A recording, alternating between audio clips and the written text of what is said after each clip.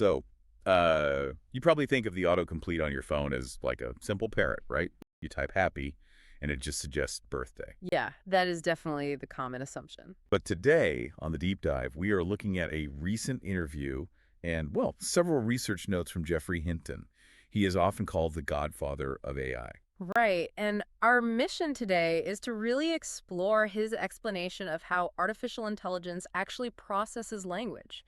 We want to dismantle that comforting myth that large language models are just glorified autocompletes. Exactly. And to grasp what is really going on here, we have to completely reimagine the basic building blocks of language. Hinton uses this Lego analogy in his interviews, which I found super helpful. It is helpful, yeah, but he specifies that these are not, the rigid plastic bricks you step on in the dark. Oh, definitely not. Right, we have to imagine about 100,000 distinct types of blocks, but they are entirely flexible. I mean, their shapes actually morph depending on the context of the sentence they are put in. And they're not just sitting on a flat table either.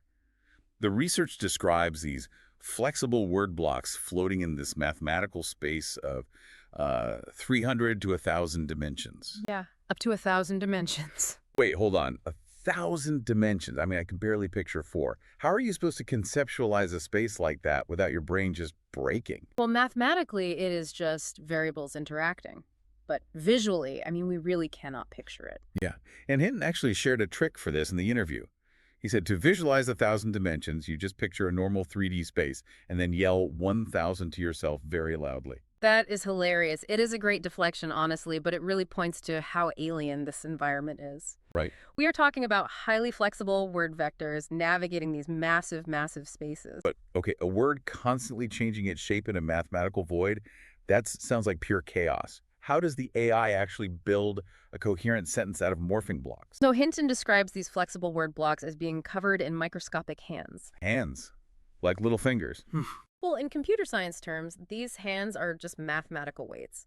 But as the words are processed deeper inside the model's hidden layers, the internal processing levels, they dynamically shift their shape.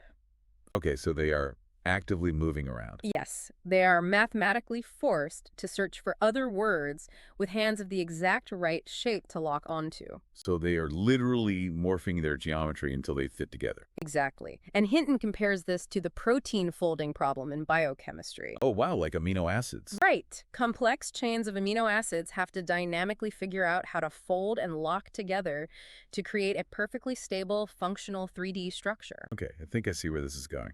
Yeah, so when a neural network shifts these 1,000-dimensional words around so their mathematical weights all lock together perfectly, well, finding that exact structural fit mimics what we call understanding. I grasp the structural fit. But a skeptic is going to argue that, well, even if they lock together perfectly, the machine is still just regurgitating things it read online, right? Does this mathematical alignment actually lead to true conceptual reasoning? It does. And to test exactly that, Hinton gave GPT-4 a highly specific prompt while it was completely disconnected from the internet. Right, the offline test. Yes. He asked it, why is a compost heap like an atom bomb? Okay, rotting organic vegetables and a nuclear weapon. I mean, on the surface, I do not see a single literal similarity between those two things. And neither did the AI initially, but it bypassed the surface level noise and made this brilliant analogical leap. Wait, really? What did it say? It identified their shared core principle, which is an exponential chain reaction. Oh, wow. Because in a compost heap, bacteria generate heat, which causes them to multiply and generate heat even faster. Exactly. And in the atom bomb, splitting atoms release neutrons, which causes more atoms to split even faster. So it mapped the thermal biology of decomposition directly onto nuclear physics. That is a massive leap. But how does it actually do that? Like, why would a language model invent that connection out of nowhere? The driving force there is memory compression. Memory compression. Yeah.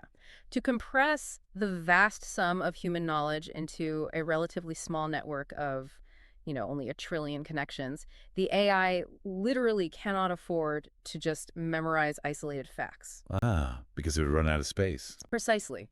To save digital space, the neural network is forced to invent these deep, high-dimensional conceptual analogies. So it doesn't just memorize the vocabulary. No, it maps the underlying structural rules of the concepts themselves. That is wild. So the next time someone tells you that AI is just a parlor trick playing with statistics, remember that it is actively building deep, multi-dimensional conceptual models of reality just to function. Right. And I will leave you with this to ponder. If artificial intelligence is forced to find the hidden structural threads connecting all things just to save memory space, what other fundamental truths about the universe has it already mapped out that human minds have completely missed?